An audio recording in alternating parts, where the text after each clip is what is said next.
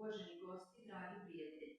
Dobrodošli na književno veče Stevan Sremac, Duh Stare Varoši, koji organizuje književni klub Sokolovo pero u saradnji sa Narodnom bibliotekom Stevan Sremac Soko Banja u okviru kulturno-turističke manifestacije Stopama velikana 2026.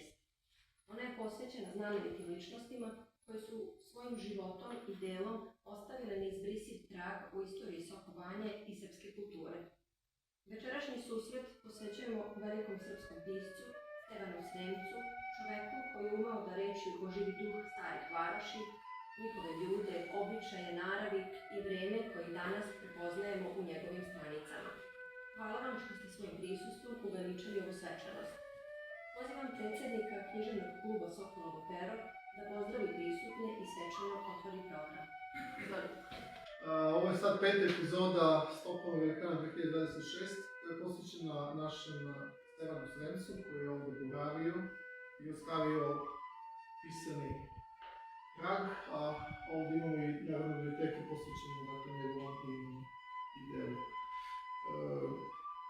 Sada ćemo krenuti sa programom koji je više ima taj poetski karakter i